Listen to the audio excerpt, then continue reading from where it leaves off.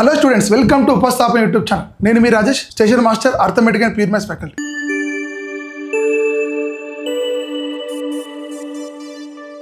So రీసెంట్గా జరిగినటువంటి PGCL ఎగ్జామ్లో ఆల్రెడీ మనం మురళి సార్ మీకు టెక్నికల్ సబ్జెక్ట్ గురించి 1 to 25 క్వశ్చన్స్ కావచ్చు, 30 to 50 క్వశ్చన్స్ కావచ్చు అన్ని ఎక్స్ప్లెయిన్ చేస్తాను. సో ఆ ఎగ్జామ్లో జరిగిన పేపర్లో క్వాంటిటేటివ్ యాప్టిట్యూడ్ క్వశ్చన్స్ కూడా మనం ఈ వీడియో డీటెయిల్గా సొల్యూషన్ చూద్దాం. సో లెవెల్ ఆఫ్ డిఫికల్టీ ఏ విధంగా ఉంది, సో క్వశ్చన్స్ ఈజీగా వచ్చాయా, డిఫికల్ట్గా వచ్చాయా, క్యాల్కులేషన్ ఏ విధంగా ఉంది అనేది మనం డీటెయిల్గా డిస్కస్ చేద్దాం. సో క్వాంటిటేటివ్ యాప్టిట్యూడ్ టాపిక్ ఉంది సార్. ఈ టాపిక్ నుంచి ఆ పేపర్లో 15 క్వశ్చన్స్ రావడం జరిగింది. సో ఆ క్వశ్చన్స్ అనేది ఇప్పుడు మనం డిస్కస్ చేద్దాం. ఫస్ట్ క్వశ్చన్ మనం ఇప్పుడు డిస్కస్ చేద్దాం. సో ఇది డిస్కౌంట్ అనే టాపిక్ నుంచి రావడం జరిగింది సార్. అంటే ప్రాఫిట్ అండ్ లాస్లో డిస్కౌంట్ అనే టాపిక్ నుంచి ఇవ్వడం జరిగింది. A dealer sets the market price of an electrical item is 35,750. So market price 35,750. Successive discounts of 12%, 14% and 16% are offered. What is the total percentage of discount on the market price? Question ఏమన్నాడు sir, ఒక electronic device ఉందంటే దాని ఒక market price ఇచ్చాడు. So 35,750. So market price ఏమి ఇచ్చాడు sir మనకి ఇక్కడ 35,750 ఇచ్చాడు. సో దీని మీద ఏమైంది సార్, 3 డిస్కౌంట్లు ఇచ్చాడు వరుసగా. 3 వరుస డిస్కౌంట్లు ఇచ్చాడు, సక్సెసివ్ డిస్కౌంట్స్ ఇచ్చాడు. ఒక 12%, ఒకటి 14%, ఒక 16%. చాలామంది ఏమనుకుంటారు సార్ ఇక్కడ 12% డిస్కౌంట్ ఇచ్చాడు, అదేవిధంగా 14% డిస్కౌంట్ ఇచ్చాడు, అదేవిధంగా 16% డిస్కౌంట్ ఇచ్చాడు. టోటల్గా మనకి 42% డిస్కౌంట్ అనుకుంటారు. ఇది రాంగ్. చాలామంది ఏమనుకుంటారు సార్ ఇక్కడ 42% డిస్కౌంట్ కదా sir, 12% plus 14% plus 16%. So 16 plus 14 30, 30 plus 12 42. 42% discount ఇచ్చాడు. అయితే మనకు 42% ఆప్షన్లో లేదు కదా మరి.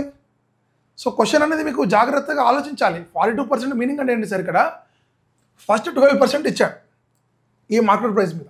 12% ఇస్తే మనకు 88% కమ్మినట్టు మార్కెట్ ప్రైస్లో, అంతేనే కదా. మార్కెట్ ప్రైస్ని కనుక మీరు 100 అనుకుంటే మార్కెట్ ప్రైస్ అనేది ఎప్పుడైనా 100% ఉంటుంది. 100%లో 12% డిస్కౌంట్ వెళ్ళిపోతే 88% కమ్మినట్టు, ఓకేనా. నెక్స్ట్ దాని తర్వాత మళ్ళీ బార్గెనింగ్ జరిగింది. 12% అయింది కదా, మళ్ళీ ఇంకొక 14% ఇస్తాను. దేని మీద మళ్ళీ 14% డిస్కౌంట్ ఇచ్చిన తర్వాత మళ్ళీ ఇంకొక 14%. సో 14% అంటే సార్ మనకు 86% కమ్మినట్టు, అంతేనే కదా. 14% తీసేస్తే 100లో 14% డిస్కౌంట్ తీసేస్తే 86% కమ్మినట్టు. మళ్ళీ బార్గెనింగ్ జరిగింది. జరిగి ఇప్పుడు లాస్ట్కి ఇంకో 16% ఇస్తాను. 16% అంటే సార్ 84% ఇస్తాను, అంతేనే కదా. ఈ విధంగా ఇవ్వడం వల్ల ఇప్పుడు నాకు ఓవరాల్గా ఎంత డిస్కౌంట్ వచ్చింది, ఈ డిస్కౌంట్ అనేది ఓవరాల్గా ఎంత, ఈ విధంగా 3 డిస్కౌంట్స్ కనుక ఇస్తే ఓవరాల్ డిస్కౌంట్ ఎంత అంటున్నాడు. ఓవరాల్ డిస్కౌంట్ ఎంత అంటారు. సో క్వశ్చన్ జాగ్రత్తగా గమనిస్తే మీకు మార్కెట్ ప్రైస్ అనే సంబంధమే లేదు. మిమ్మల్ని ప్రైస్ అడిగితే మార్కెట్ ప్రైస్ సంబంధం, పర్సెంటేజ్ అడిగాడు కదా. సో మార్కెట్ ప్రైస్ అనేది మీకు సంబంధం లేదు. అది మార్కెట్ ప్రైస్ 35,000 ఉండవండి, 1 lakh 2 lakhs ఉండవండి. మనకు 3 డిస్కౌంట్స్ ఇచ్చాడు. సో మార్కెట్ ప్రైస్ అనేది 100% కాబట్టి ఇవి 3 డిస్కౌంట్స్ ఇచ్చాడు సార్. సో ఈ 3 డిస్కౌంట్ కనుక మీరు క్యాల్కులేట్ చేస్తే 88 × 86 × 84 డివైడెడ్ బై మనకు 10,000 సార్. సో దీన్ని సాల్వ్ చేస్తే అనుకోండి అప్రాక్సిమేట్లీ ఇది ఒక 63 పాయింట్ సంథింగ్ వస్తుంది. దీన్ని సాల్వ్ చేస్తే మీకు 10 lakhs కదా. సో దీన్ని సాల్వ్ చేస్తే మీకు 63.56% ఆ విధంగా వస్తుంది. 63.56%. దేని మీద మరి, ఇది సెల్లింగ్ ప్రైస్ కదా, ఈ 100 రూపాయల దాని మీద ఇవన్నీ డిస్కౌంట్స్ ఇస్తే మనకు దాని సెల్లింగ్ ప్రైస్ ఏమవుతుంది మనకు 63.56. కానీ ఆన్సర్ 63.56 కాదు, ఇది సెల్లింగ్ ప్రైస్. బట్ డిస్కౌంట్ అంటే ఏంటి సార్ మనకు చెప్పండి. డిస్కౌంట్ అంటే ఏంటిది, సో మార్కెట్ ప్రైస్లోకి వెళ్ళి మీరు సెల్లింగ్ ప్రైస్ తీసేయాలి. So market price 100%, selling price 63.56%.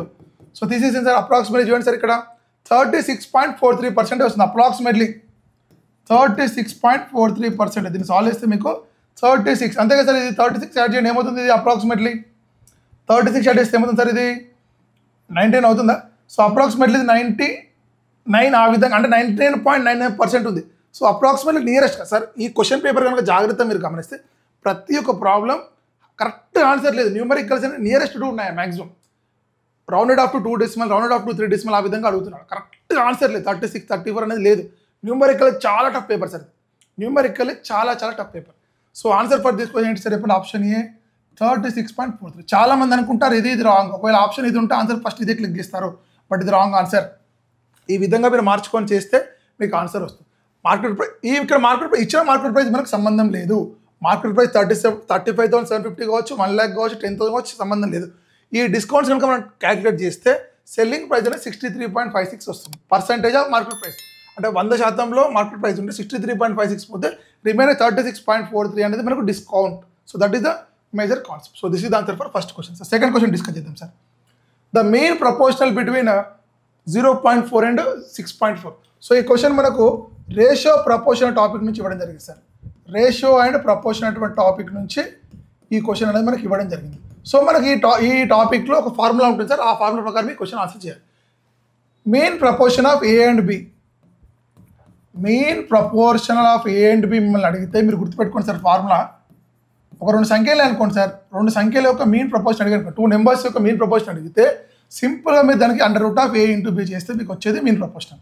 √A into B. So ఇక్కడ ఏ ప్లేస్లో ఎంత ఉంది మరి 0.4 ఉంది, బి ప్లేస్లో ఎంత ఉంది 6.4 ఉంది. So what is the mean proportion sir మరి చెప్పండి. మీన్ ప్రపోర్షన్ ఏమవుతుంది మరి? So √0.4 into 6.4. సో క్యాలిక్యులేషన్ ఏ విధంగా చేయాలి సార్? క్యాలిక్యులేషన్ ఏ విధంగా చేయాలి చూడండి. ఇక్కడ ఇది కట్ చేస్తే కింద 10 వస్తుంది, ఇది కట్ చేస్తే కింద 10 వస్తుంది. So 64 into 4. సో 4 బయటకు వస్తే ఏమవుతుంది చెప్పండి నాకు? 2. 64 బయటకు వస్తే ఏమవుతుంది చెప్పండి సార్? అంటే √4 అంటే 2, √64 అంటే 8. సో 10 ఇంటూ 10 100 కాబట్టి దానికి మళ్ళీ 10 అవుతుంది. So 16/10. So answer for this question ఏమవుతుంది సార్ మనకు? 1.6 వస్తుంది. Option B is the correct answer. So next question. ABC can complete task individually 20, 22, 24 days sir. So time and work అనే కాన్సెప్ట్ నుంచి ఇవ్వడం జరిగింది సార్. టైమ్ అండ్ వర్క్ అటువంటి topic నుంచి మనకి క్వశ్చన్ ఇవ్వడం జరిగింది. సో ఏబిసి ముగ్గురు 20, 22, 24 డేస్లో ఇండివిజువల్ వర్క్ చేస్తారంట. A and B start working together. So A and B ఇద్దరు కలిసి వర్క్ స్టార్ట్ చేశారు. But A works only for first 5 days. So only A first 5 days work చేశాడు. B works for all days. So B last work ఉన్నాడు. C joins 5 days after the work starts. So C అనే వ్యక్తి work start అయిన 5 రోజులతో join అయ్యాడు. So ఈ విధంగా ఇవన్నీ చేయడం వల్ల టోటల్గా వర్క్ ఎన్ని రోజుల్లో కంప్లీట్ అయిపోయింది అంటున్నాడు. సో క్వశ్చన్ జాగ్రత్తగా గమనించాలి sir. So time and work అనే టాపిక్ అనేది సాల్వ్ చేయాలి. ఏ విధంగా సాల్వ్ చేయాలో చెప్తాను చూడండి. ఫస్ట్ మనకు టైం అంటే work by efficiency sir. This is the basic concept in time and work. So మరి ఇక్కడ వర్క్ అంటే ఏం లేదు sir, LCM of given numbers, ఇచ్చిన సంఖ్యల కాసాగు. So LCM of given numbers. So given numbers యొక్క ఎల్సిఎంనే మనం ఇక్కడ వర్క్ అనుకుంటాం సార్. సో ఏ ఎన్ని డేస్లో వర్క్ చేస్తాడు సార్? 20. బి ఎన్ని డేస్లో వర్క్ చేస్తాడు సార్? 22. సి ఎన్ని డేస్లో వర్క్ చేస్తాడు సార్? 24. సో ఇది టైం కదా. సో నాకు వర్క్ కావాలంటే ఈ సంఖ్యలు ఎల్సిఎం తీసుకోవాలి. సో ఈ సంఖ్యలు కాసాగా తీసుకోవాలి. ఎల్సిఎం తీసుకోండి సార్. ఎల్సిఎం అనేది సాల్వ్ చేయాలి. చిన్నపిల్లలు చేయాల్సిందే సార్. 2 టేబుల్లో చేయండి. 2 10s, 2 11s, 2 12s. కొంచెం ఫాస్ట్గా చేసుకోవాలి సార్. 2 టేబుల్లో 2 5s, 2 6s. సో ఏమైంది సార్? లాస్ట్ ఇదే కదా. 2 2s 4. So 4 2 2s 4 sir. 4 5s 20. 20 into 6 120. 120 into 11 sir. ఆ విధంగా ఉంచుకోండి. సో ఇది రబ్ చేస్తున్నాను ఎందుకంటే మనం ఇక్కడ క్వశ్చన్ సాల్వ్ చేయాలి కాబట్టి. సో వర్క్ అనేది 120 ఇంటూ 11 సార్. ఇప్పుడు చూడండి సార్, నాకు ఎఫిషియన్సీ కావాలంటే టైం ఇంటూ ఎఫిషియన్సీ చేస్తేనే మీకు ఏమొస్తుంది? మీకు వర్క్ వస్తుంది. లేదా వర్క్ బై టైం చేయండి మీకు ఎఫిషియన్సీ వస్తుంది. So 20 sir. సో ఇక్కడ దీన్ని వర్క్. సో దీన్ని ఇప్పుడు చేయండి సార్. ఇక్కడ సో ఏ యొక్క ఎఫిషియన్సీ కావాలి? ఎఫిషియన్సీ ఆఫ్ ఏ కావాలంటే 120 ఇంటూ 11/20 days. సో ఏమవుతుంది సార్ నాకు? ఏది 66. సో 11 22 ఉంది కదా సార్, 60 అవుతుంది. ఇది ఎంత అవుతుంది సార్ మనకు? 24 5 కాబట్టి 5 ఇంటూ 11 55 అవుతుంది. సో ఈ విధంగా ఏ యొక్క సామర్థ్యం, బి యొక్క సామర్థ్యం, సి యొక్క సామర్థ్యం ముగ్గురు ఎఫిషియన్సీ వచ్చింది. ఎఫిషియన్సీ వస్తేనే మన క్వశ్చన్కి ఆన్సర్ వస్తుంది. సో ఇప్పుడు చూడండి సార్, ఇప్పుడు వీళ్ళందరూ కలిసి ఎంత వర్క్ చేయాలి మరి చెప్పండి. సో 120 ఇంటూ 11 అంటే ఎంత సార్ మనకు? 120 ఒక 1200 + 120 1320 వర్క్ చేయాలి. అందరూ కలిసి 1320 వర్క్ చేయాలి సార్.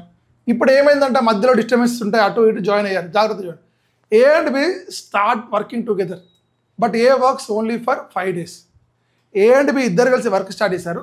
బట్ ఏ అనే వ్యక్తి 5 days తర్వాత వెళ్ళిపోయారు. అంటే లాజిక్ ఏంటి సార్ మనకు? ఈ 5 days A plus B work చేసినట్టే లేదా? ఈ 5 days A plus B work చేశారు అంతే లేదు. A and B work start చేసిన తర్వాత 5 days తర్వాత ఏ వెళ్ళిపోయాడు. అంటే ఏ ప్లస్ బి ఏ యొక్క సామర్థ్యం 66 బి యొక్క సామర్థ్యం 60 సార్. సో ఇద్దరు ఎఫిషియన్సీ యాడ్ చేయండి, అది వస్తుంది మనకి 126 కదా. ఎన్ని డేస్ వర్క్ చేశాడు? 5 డేస్ వర్క్ చేశాడు. సో 126 × 5 సార్ ఎంత వర్క్ అయింది మరి? మనకు టోటల్ 1320 కావాలి. సో 120 × 5 600. 600 ఒక 30, 630 వర్క్ అయిపోయింది. అవుట్ ఆఫ్ 1320లో 630 వర్క్ అయిపోయింది sir. What is the remaining work? ఇప్పుడు ఇక్కడ ఎవరు వెళ్ళిపోయారు మరి? ఏ అవుట్ అంటే ఏ వర్క్ నుంచి వెళ్ళిపోయాడు. సో 1320లో 1300లో 600 తీసేసింది సార్ మనకు 700. సో 20లోకి వెళ్ళి 30 తీసేయండి 90, అంటే 690 వర్క్ ఉంటుంది. ఇంకా రిమైనింగ్ వర్క్ ఏంటి సార్ మనకు? 690 వర్క్ ఉంది. క్వశ్చన్లో జాగ్రత్త ఒక పాయింట్ ఇచ్చాడు, B works for all days, అంటే బి ఫస్ట్ నుంచి లాస్ట్ వరకు ఉన్నాడు. సో ఇక్కడ ఏ వెళ్ళిపోయినా కూడా ఇక్కడ ఎవరున్నారు మరి? బి ఒక్కడే ఉన్నాడు. కానీ ఇంకో పాయింట్ ఇచ్చాడు, C joins 5 days after the work starts. So 5 days తర్వాత ఏ వెళ్ళిపోగానే at the same time C join అయ్యాడు. లాజిక్ ఏంటిదంటే ఏ ఎప్పుడైతే వెళ్ళిపోయాడో అప్పుడే సి జాయిన్ అయ్యాడు. ఎవరితోటి? బి తోటి స్టార్టింగ్ ఏ ఉండేది సార్. ఏ 5 days అయితే వెళ్ళిపోయిన టైంలో సి అనే వ్యక్తి బికి మళ్ళీ జాయిన్ అయ్యాడు. అంటే రిమైనింగ్ 690 వరకు చేసింది ఎవరు సార్ మరి? బి ప్లస్ సి చేసినట్టు, అంతే కదా. ఈ రిమైనింగ్ 690 వరకు ఎవరు చేశారు మరి? B plus C. So B plus సికి ఎంత టైం పట్టింది సార్? టైం అంటే ఏంటి సార్ చెప్పండి? Work by efficiency. 690 వర్క్ చేయాలి. ఎఫిషియన్సీ ఎంత మరి? బి ప్లస్ సి ఎఫిషియన్సీ ఎంత సార్ మనకు? 115, అంతేనే కదా. సో 115 1 115 6. సో ఈ వర్క్ చేయడానికి వాళ్ళకి ఎన్ని రోజులు పట్టింది సార్ మనకు? 6 days పట్టింది. క్వశ్చన్ ఏం అడిగాడు మరి? How long will it take for the task to be complete. ఇప్పుడు టోటల్ టాస్క్ కంప్లీట్ కావడానికి ఎన్ని రోజులు పట్టింది సార్? ఇక్కడ ఇనిషియల్గా ఎన్ని డేస్ సార్? ఇనిషియల్గా 5 days. ఇక్కడ ఎన్ని డేస్ సార్? 6 days. ఓవరాల్గా వర్క్ ఎన్ని డేస్లో కంప్లీట్ అయిందంటే మనకు లాజికల్గా 11 daysలో వర్క్ కంప్లీట్. 11 daysలో మనకు వర్క్ కంప్లీట్. సో స్లోగా స్టెప్ బై స్టెప్ ఈ మెథడ్లో చేసుకుంటే మీకు ఆన్సర్ వస్తుంది sir. So this is answer for this third question. చూడండి సార్, మళ్ళీ చెప్తున్నాను, this paper is very numerically tough. Tough అంటే మీనింగ్ సార్ లెంది, మరి క్యాలిక్యులేషన్ మీకు జాగ్రత్తగా దొరకదు. అంటే మీతోటి క్వశ్చన్ స్కిప్ చేయడానికే క్వశ్చన్స్ ఇచ్చాడు. ఈ 15 క్వశ్చన్లో ఒక 3 to 4 క్వశ్చన్సే నార్మల్గా చేయొచ్చు. రిమైనింగ్ క్వశ్చన్స్ అన్ని మీతో క్యాలిక్యులేషన్ మెంటల్లీ మనల్ని చాలా క్వశ్చన్ వదిలేయాలి అనేటువంటి థాట్ తోటి క్వశ్చన్ ఇచ్చాడు. So this is the answer for the third. Fourth one, which of the following numbers is divisible by 19. So ఇది కూడా one of the important model sir. So ఇది divisibility rules and topics నుంచి ఇవ్వడం జరిగింది. Number సిస్టంలో divisibility rules అనేటటువంటి topic, this concept is from number system sir. So number system నుంచి ఇవ్వడం జరిగింది ఈ question. Which of the following numbers is divisible by 19. అసలు డివిజబిలిటీ రూల్ ఆఫ్ 19 తెలిస్తేనే కదా మనకు డివిజబుల్ బై 19 కదా చెక్ చేయొచ్చు. What is divisibility rule of 19? Divisible rule of 19 very very important. ఇది మీకు ఫస్ట్ తెలిస్తేనే కదా మీరు చెప్పేది. సపోజ్ చూడండి సార్, 418 అని ఒక నెంబర్ ఉంది. ఉందండి సార్. ఒక నెంబర్ ఉంటే ఇది 19తో డివిజబుల్ అవుతుంది కదా. ఏ విధంగా చెక్ చేయాలంటే you take the last number. First last number తీసుకోండి. You take the first last number sir. Last నెంబర్ని మీరు ఇంటూ 2 చేయండి, ప్లస్ ఈ రిమైన్ నెంబర్తో యాడ్ చేయండి.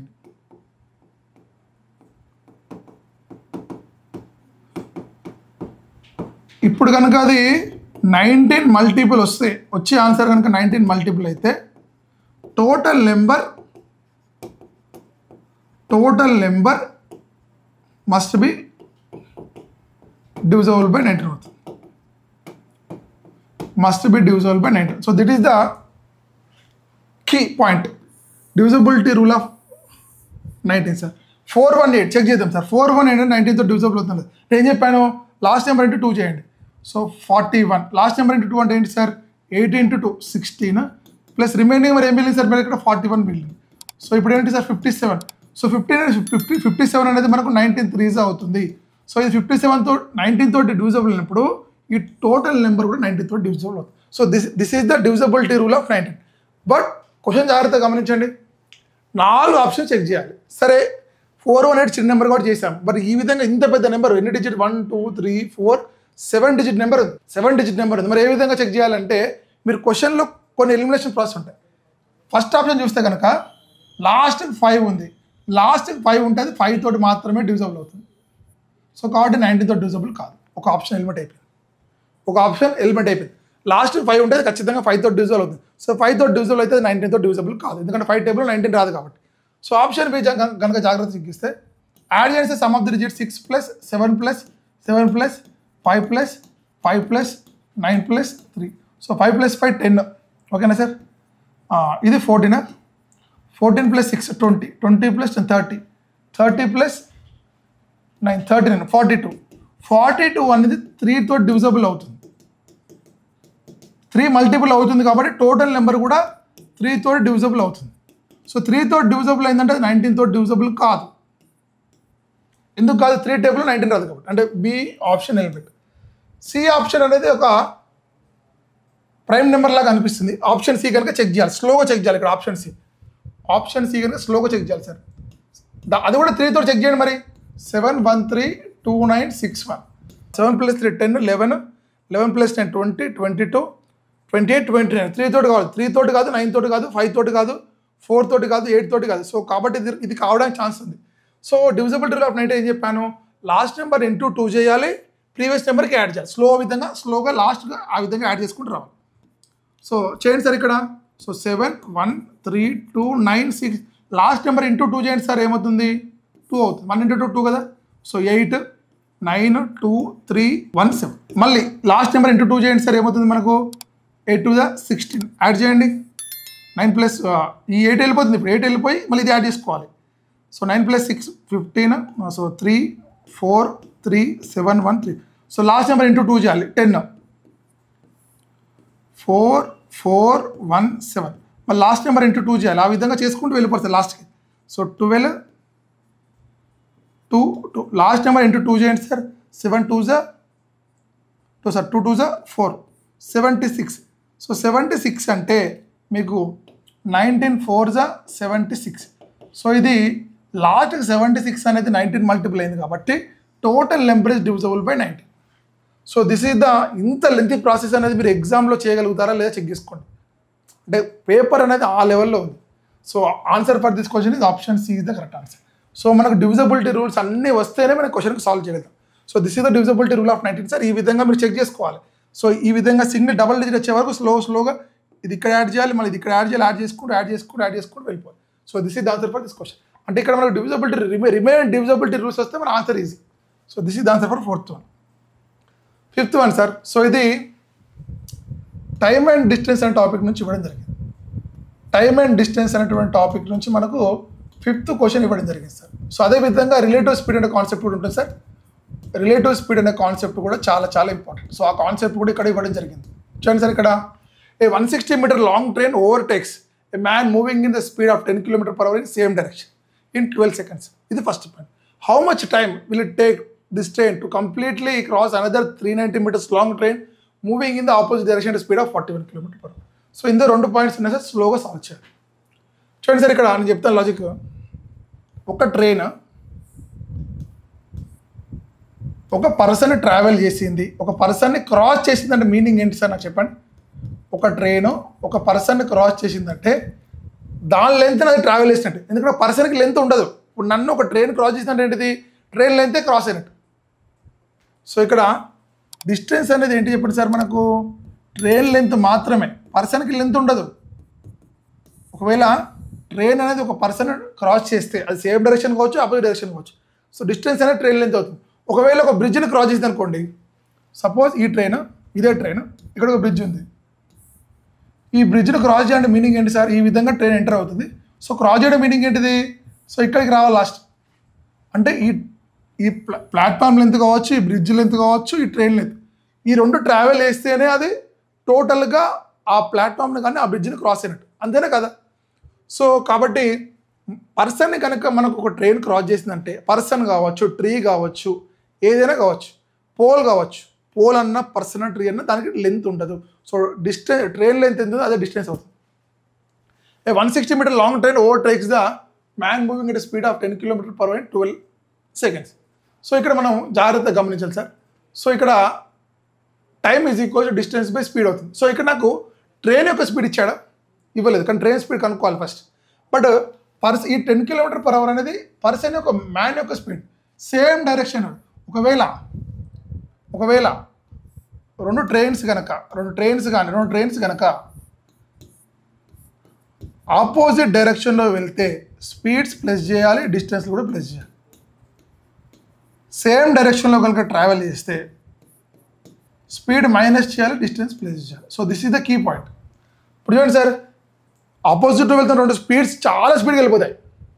ఎందుకు? మనం ఒక ట్రైన్లో ట్రావెల్ చేస్తున్నాం సార్, మన పక్క లైన్లో ఇంకో ట్రైన్ ఉంది ఆపోజిట్ డైరెక్షన్లో, చాలా స్పీడ్గా with in 10 seconds 15 seconds travel అవుతుంది.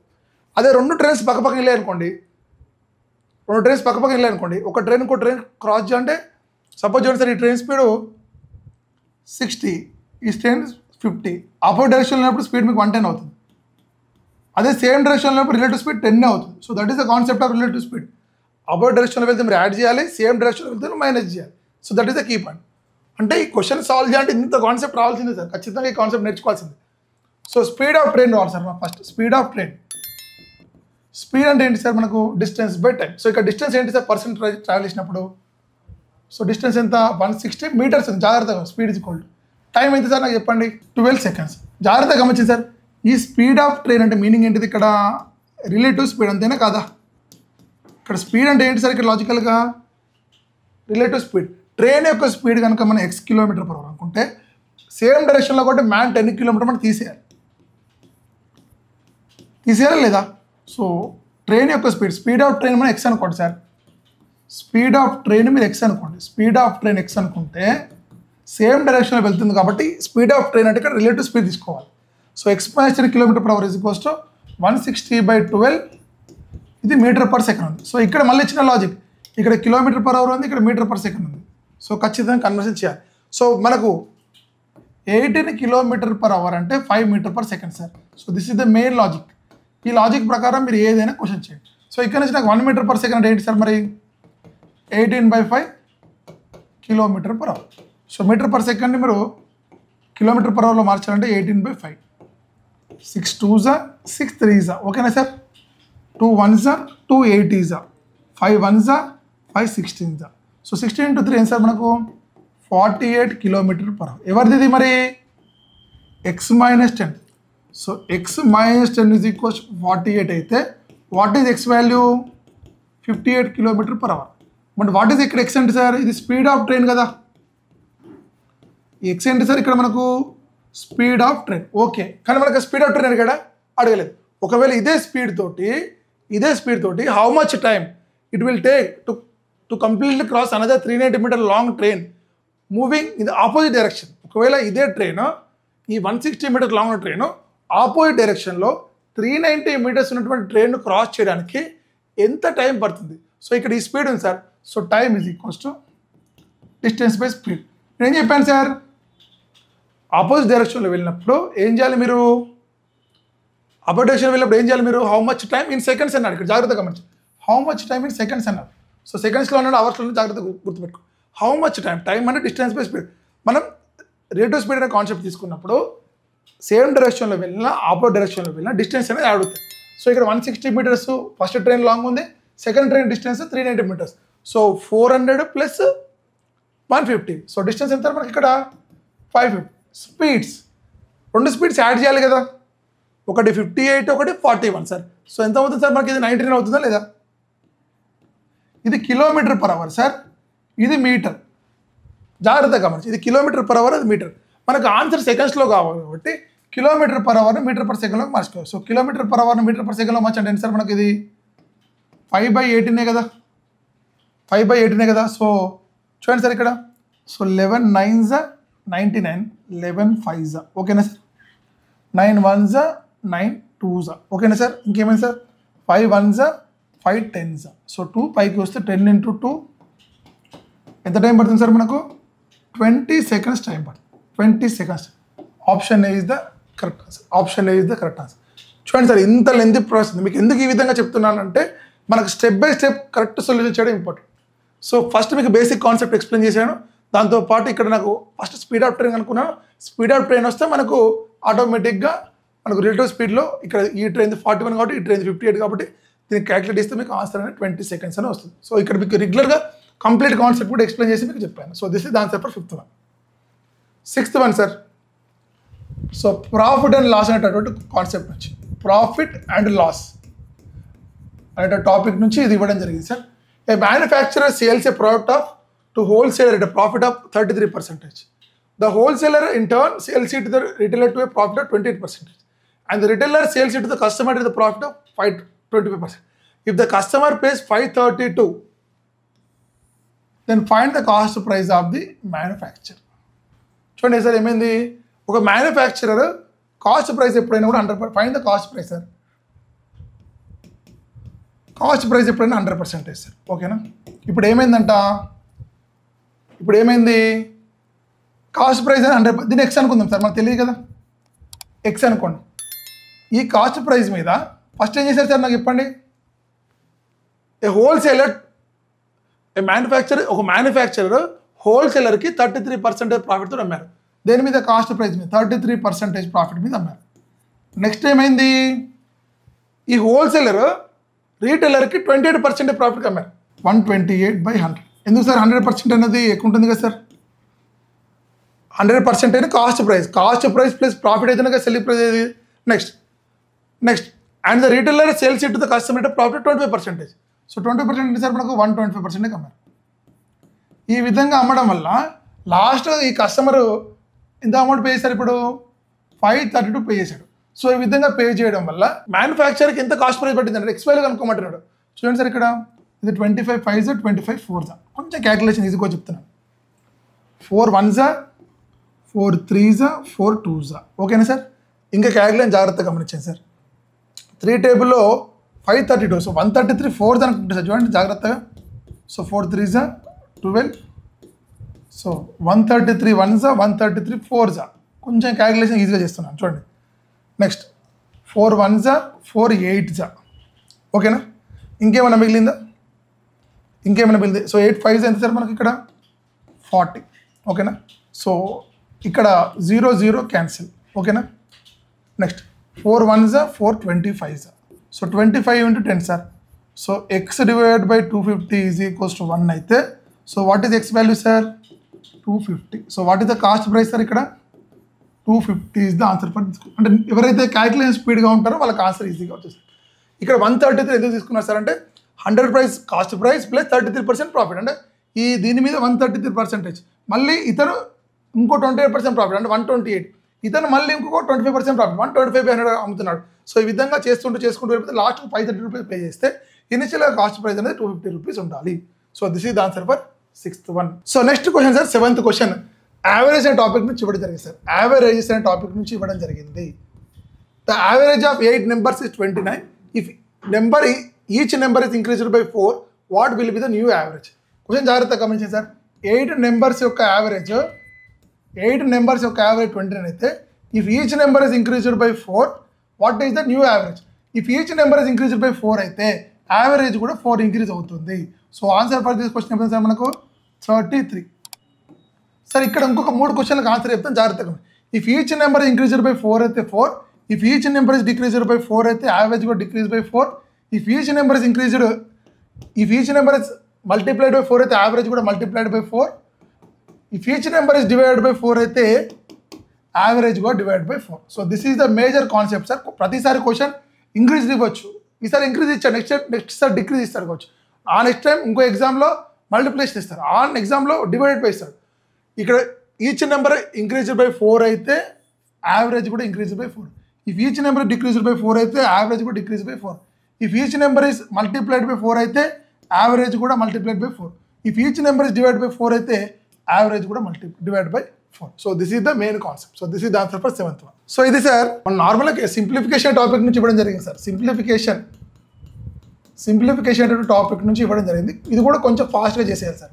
The cost of 6 pens and 5 notebooks is 192, and the cost of 4 notebooks exceeds the cost of 8 pens by 64. What is the cost of 9 pens and 6 notebooks? So కొంచెం equation model చేయాల్సిందే sir. The cost of 6 pens and 5 notebooks is 192. Next time ఇచ్చారు sir. The cost of 4 notebooks is exceeds the cost of 8 pens by 64. So 8 pens cost కంటే 64 ఎక్కువ అంటున్నాడు, అంతేనా కదా. So ఇక్కడ నుంచి నాకు చెప్పండి సార్, నాకు ఈ 64, సో ఇక్కడ నుంచి నాకు 4 notebooks minus 8 pens ఇది 64 అవుతుందా లేదా. సో ఇది ఈక్వేషన్ 2, ఇది ఈక్వేషన్ 1 ఈ రెండింటిని సాల్వ్ చేయాలి. సో చూడండి సార్ ఇక్కడ ఏదైనా ఒకటి క్యాన్సిల్ కావాలి. సో ఇక్కడ పెన్స్ను ఇంటూ 3 చేయండి, 8 3 24 అవుతుంది. సో దాన్ని ఇంటూ 4 చేయండి, 24 పెన్ క్యాన్సిల్ అయిపోతుంది కదా. So 6 × 4 24 pens, 5 × 4 20 notebooks, 192 × 4 sir 800. So 800కి వెళ్ళి ఒక 32 తీసేయాలి. So 192 × 4 sir, 2 4 8 36 4 1 4 768. నెక్స్ట్ చూడండి సార్ ఇక్కడ. సో 4 × 3 12 నోట్బుక్స్ కదా, నోట్బుక్స్ రాసుకోవాలి.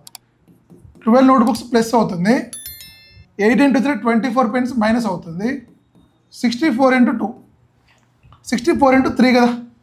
సో 180 + 192 పెన్స్ క్యాన్సిల్, యాడ్ చేయండి 32 notebooks is equals to. So add చేయండి సార్, ఎంత మనకి ఇది 0 15 950 అంతేనా కదా, 950. సో ఏ టేబుల్లో క్యాన్సిల్ అవుతుంది సార్ చూడండి ఇక్కడ. సో 950 ఏ టేబుల్లో క్యాన్సిల్ అవుతుంది మనకు, 4 టేబుల్లో క్యాన్సిల్ అవుతుందా. సో యాడ్ చేసాం కదా సార్, యాడ్ చేసినప్పుడు పెన్స్ క్యాన్సిల్ అయిపోయింది. So 5 × 4 20, 4 × 3 12. So 32 notebooks is equals to 768, 4 3 4 2 8, 4 9 36, 4 1 7. So ఇది 192 × 5 అంతే కదా sir, 5 2 10 45 46 5 1 5 192 × 5 okay. 192 4 192 4 sir, 192 4 768. So 10 sorry ఇక్కడ 6 వస్తుంది కదా సార్, 10 కదా 960. సో జాగ్రత్తగా గమనించండి సార్ ఇక్కడ 16 2 16 6 2 1 2 30. So what is the cost of each notebook sir, 30 rupees. So ఈ 30 రూపీస్ కనుక మీరు ఎక్కడ సబ్సిడీ ఇస్తే మీకు పెన్ నోట్బుక్ వస్తుంది. సో ఇక్కడ 6 pens plus 5 notebooks sir, 5 × 3 150 is equals to 192. So ఇది వెళ్ళిపోతే మనకి ఏమవుతుంది సార్, 6 పెన్స్ కాస్ట్ 192కి వెళ్ళి 150 తీసేయండి sir 42. So each pen cost 7. మమ్మల్ని పెన్ ప్రైస్ నోట్బుక్ ప్రైస్ అడగలేదు. Find the cost of 9 pens and 6 notebooks. So 9 pens plus 6 notebooks. So what is the cost of each pen, 7 rupees. What is the cost of notebook, 6 × 30. So జాగ్రత్తగా గమనించండి sir. So 7 9 63, ఇది 180. So 243 is the answer for this question. Option B, 8th వన్కి option B sir. So question ప్రతి question మనకు lengthy sir, ఖచ్చితంగా solve చేయాల్సింది, correct answer రావాల్సింది, ఖచ్చితంగా సాల్వ్ చేయాల్సింది. So this is the answer for 8th. So ఇది కూడా మనకు ట్రైన్స్, ప్రాబ్లమ్స్ ఆన్ ట్రైన్స్ అనే టాపిక్ నుంచి, అంటే టైమ్ అండ్ డిస్టెన్స్లో ఉన్నాయి సార్. ప్రాబ్లమ్స్ ఆన్ ట్రైన్స్లో యావరేజ్ స్పీడ్ అనే కాన్సెప్ట్ నుంచి ఇవ్వడం జరిగింది. యావరేజ్ స్పీడ్ అనే కాన్సెప్ట్ నుంచి ఇవ్వడం జరిగింది. Lucknow express leaves Lucknow at 2 PM. So Lucknow express Lucknow నుండి 2:30 PM స్టార్ట్ అయిందండి sir. And reaches Gorakhpur at 8:30 PM. So అంటే ఎన్ని అవర్స్ ట్రావెల్ చేసింది సార్, 2:30 PM నుంచి 8:30 PM ఎన్ని అవర్స్ ట్రావెల్ చేసింది తను ట్రైన్, 6 hours ట్రావెల్ చేసింది అంతేనే కదా. నెక్స్ట్ ఏమైంది, the average speed of the train is 110 km. So ఇక్కడ నుంచి ఇక్కడికి ఒక ట్రైన్ వెళ్తుంది కదా. సో దీని యొక్క యావరేజ్ స్పీడ్ అనేది 110 km/h అయితే what is the distance between the Lucknow and Gorakhpur. So distance అంటే ఏంటి sir, formula speed into time. So average speed ఎంత ఇచ్చాడు మనకు 110, టైం ఎంత పట్టింది 6 hours. సో టోటల్గా డిస్టెన్స్ ఎంత ఉంటుంది సార్ మనకు 660 km. Option B is the correct answer. చాలా ఈజీ క్వశ్చన్ సార్. స్పీడ్ ఇచ్చాడు 110 km average speed, time 6 hours పడుతుంది. సో గోరఖ్పూర్ నుంచి లక్నోకి కానీ లక్నో నుంచి గోరఖ్పూర్ కానీ డిస్టెన్స్ ఎంత ఉంటుంది సార్ మనకు 660 km ఉంటుంది. So this is the answer for 9th. 10th one sir. So ఇది సింపుల్ ఇంట్రెస్ట్ అనే కాన్సెప్ట్ నుంచి ఇవ్వడం జరిగింది సార్. సింపుల్ ఇంట్రెస్ట్ అనే కాన్సెప్ట్ నుంచి ఇవ్వడం జరిగింది. Find the simple interest in closest integral అన్నాడు on 2000 at 7.5% per annum rate of interest for the period of 24 February 2024 to 25 April 24. ఇక్కడ జాగ్రత్తగా గమనించండి, ఈ టైం పీరియడ్లోనే కనుక్కోమన్నాడు. ఫస్ట్ మనకు simple interest formula PTR/100. So P అంటే ఇక్కడ ప్రిన్సిపల్ సార్, T అంటే time, rate of interest. So principal ఎంత క్వశ్చన్లో 2000, సో రేట్ ఆఫ్ ఇంట్రెస్ట్ ఎంత సార్ మనకు 7.5%. 7.5ని 15/2 అని రాసుకుంటాను క్యాన్సిలేషన్ కోసం. మనకి టైం కావాలి, టైం అనేది ఇయర్స్లో కావాలి మనకు, టైం అనేది ఇయర్స్లో కావాలి. మనకి టైం అనేది ఇచ్చాడు, జాగ్రత్త డేస్ ఇచ్చాడు, డేస్ని మనం ఇయర్స్లోకి మార్చుకో.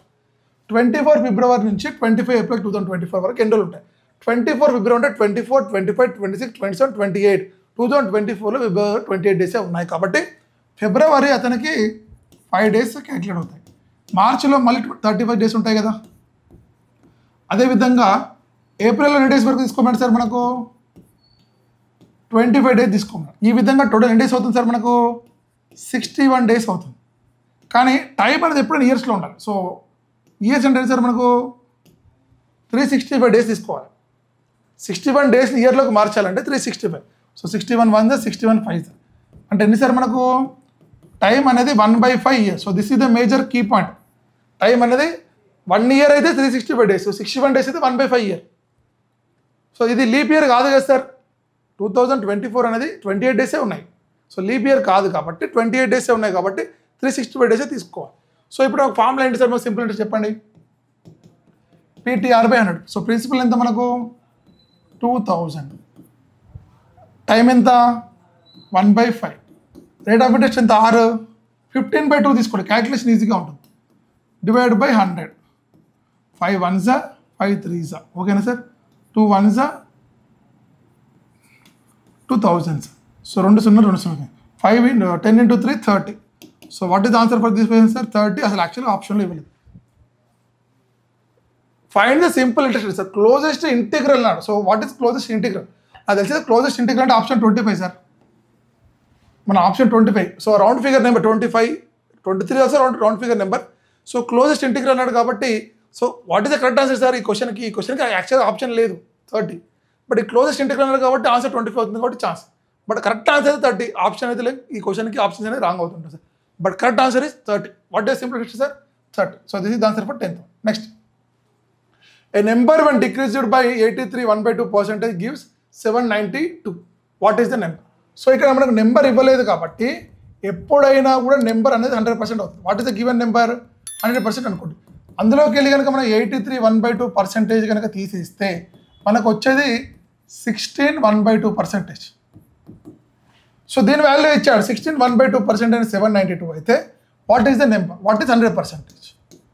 సో 16 1/2 అంటే ఏంటి సార్? దాన్ని 16 2 32, 32 into 1 33/2% అనేది 792 అయితే వాట్ ఈస్ 100%? చూడండి సార్, ఇక్కడ క్యాల్కులేట్ చేయండి. So 11 3s 33, 11 7s 77, 11 2s. So 2 1s, so 3 1s, 3 2s 6 sir, 3 2s 6 కదా, 3 4s. సో క్రాస్ మల్టిప్లై చేయండి sir. What is 1%? 24 into 2. So 1% is equal 48 అయితే వాట్ ఈస్ 100%? 48 into 100 4800.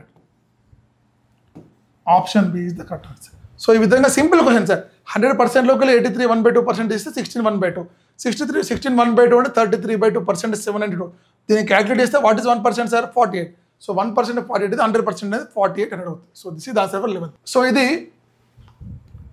మెన్సురేషన్ అనే topic నుంచి ఇవ్వడం చేస్తే కొంచెం ప్యూర్ మ్యాథ్స్ టాపిక్ కూడా తీసుకెళ్ళాడు. మెన్సురేషన్లో క్యూబ్ అనే టాపిక్ నుంచి ఇవ్వడం జరిగింది. Mensuration 3D. If the volume of a cube is 1728 meter cube, then find the lateral surface area of the cube. First of all volume of a cube formula రావాలి sir మీకు. Volume of a cube అనే formula మీకు ఖచ్చితంగా రావాలి. Volume of cube formula sir a cube. అదేవిధంగా lateral surface area of a cube, ఈ formulas కూడా మీకు తెలియాలి. 4a². ఇక్కడ ఇంకో ఫార్ములా కూడా చెప్తాను సార్. ఒకవేళ total surface area of a cube అడిగితే 6a². What is a? What is a? Side of a cube. ఇక్కడ ఏంటి సార్? ఇక్కడ ఏ అంటే సైడ్ ఆఫ్ ఏ క్యూబ్. క్యూబ్లో అన్ని సైడ్స్ ఈక్వల్ కాబట్టి మనకు తెలుసు. సో ఇక్కడ వాల్యూమ్ ఆఫ్ ఏ క్యూబ్ వాడే ఇచ్చాడు. ఏంటి సార్ మనకు 1728 అంటే a cube is equals to 1728. సో మరి ఇక్కడ a is equal to sir మనకు 12 క్యూబ్ అంటే కదా సార్, ఇది 12 క్యూబ్ అంటేనే కదా సార్ 1728. సారీ, సో ఏ ప్లేస్లో 12 పెడితేనే 12 క్యూబ్ అంటే 1728. సో అంటే a is equal to sir మనకి ఇక్కడ 12. మిమ్మల్ని అనేది ఏ వాల్యూ కాదు, lateral surface area. Lateral surface area ఏంటి సార్ 4 ఇంటూ ఏ స్క్వేర్ ఏంటి సార్ మనకు 12 స్క్వేర్ 144. జాగ్రత్తగా గమనించండి sir 144 into 4. So 4 4 16, 4 4 16 17, 576 is the answer for this question. 576 option A is the answer for this question. So this is the answer for 12th one sir. So మనం question కనుక solve చేయాలంటే ఖచ్చితంగా అన్ని formulas రావాల్సింది, cubes రావాల్సింది, squares రావాల్సింది, ఆ విధంగా వస్తే ఆన్సర్ వస్తుంది. So this is the answer for 12th. So ఇది ఎల్సిఎం అండ్ ఎస్సిఎఫ్ అనే కాన్సెప్ట్ నుంచి ఇవ్వడం జరిగింది సార్. అదేవిధంగా కొంచెం ప్రైమ్ నెంబర్స్ అనే కాన్సెప్ట్ కూడా ఇందులో ఉంటుంది. The sum of two numbers is 75 and their LCM is 854. The two numbers are sum of two numbers is 75 and LCM is 854. So ఈ విధంగా రెండు సంఖ్యలు సార్, రెండు సంఖ్యలకు మొత్తం ఇచ్చాడు. సో విత్ ద 75 ఆప్షన్స్లో కనుక చెక్ చేయండి, యాడ్ చేస్తే 75, అన్ని యాడ్ చేస్తే 75 వస్తాయి. చూడండి సార్, అన్ని ఏది యాడ్ చేసినా కూడా సమ్ ఆఫ్ టూ నెంబర్స్ 75. అదేవిధంగా ఎల్సిఎం ఇచ్చాడు ఎంత మనకు 854. Some of two numbers is 75, LCM is 854. So జాగ్రత్తగా గమనిస్తే సార్ 854 ఎల్సిఎం రావాలి అంటే మనకు ఒక కాన్సెప్ట్ ఉంది sir. So product of coprime numbers are prime numbers చేస్తే మీకు వచ్చేది ఎల్సిఎం. ఒకవేళ కోప్రైమ్ నెంబర్స్ కనుక ప్రైమ్ నెంబర్స్ కనుక ఎల్సిఎం చేస్తే, ప్రోడక్ట్ చేస్తే మీకు వచ్చేది ఎల్సిఎం. సో ఇక్కడ మనకు యాడ్ చేస్తేనేమో 75 రావాలి, ఇంటూ చేస్తేనేమో 854 రావాలి సార్. 9 6 54, లాస్ట్ 4 వస్తుంది. 7 8 56, లాస్ట్ 6 వస్తుంది కాబట్టి బి కాదు. యూనిట్ డిజిట్ చెక్ చేస్తాం, యూనిట్ డిజిట్. సో 4 1 4 వస్తుంది. 2 3 6, లాస్ట్ డిజిట్ కాదు. ఓకేనా లేదా? సో ఇప్పుడు ఆప్షన్ ఏ చెయ్యండి సార్. 90 into 56 అంటే అప్రాక్సిమేట్లీ 1000 ఎబో వెళ్ళిపోతుందా లేదా? 90 into 56 అంటే 1000 ఎబో వెళ్ళిపోతుంది. సో ఆప్షన్ ఏ కూడా కాదు. సో చెక్ చేద్దాం option C. 14 + 61 75, first condition satisfied. What is second question sir? ఈ రెండు coprime number. 61 is prime number. Coprime numbers కదా సార్, కోప్రైమ్ అయినా ప్రైమ్ అయినా. 14 into 61 చేయండి. 1 4 4, 1 6 4 24, 6 1 6 8. సో 854 అయిందా లేదా? సో వాటి ఎల్సిఎం అనేది 854 అవుతుంది, యాడ్ చేస్తేనేమో 75 అవుతుంది. సో కండిషన్ సాటిస్ఫై అయింది. సో ఈ ప్రాబ్లమ్ సాల్వ్ చేయాలంటే మీకు ఈ కాన్సెప్ట్ ఏంటి అంటే, product of co prime numbers are prime numbers must be the LCM of the, ఈ రెండింటి ప్రోడక్ట్ ఇస్తే మీకు వచ్చేది ఆ సంఖ్యలో ఎల్సిఎం అవుతుంది అన్నట్టు. సో జాగ్రత్తగా గమనించారు, ప్రతి క్వశ్చన్ అనేది చాలా చాలా డిఫికల్టీ లెవెల్ ఉంది ఈ పీసీఎల్ ఎగ్జామ్లో. So this is the answer for 13th. So next question 14th one. So ఇది పార్ట్నర్షిప్ అనే టాపిక్ నుంచి ఇవ్వడం జరిగింది సార్. పార్ట్నర్షిప్ అంటే రేషియో ప్రపోర్షన్ కొంచెం అప్లికేషన్ సార్. పార్ట్నర్షిప్ అనే టాపిక్ నుంచి ఇవ్వడం జరిగింది.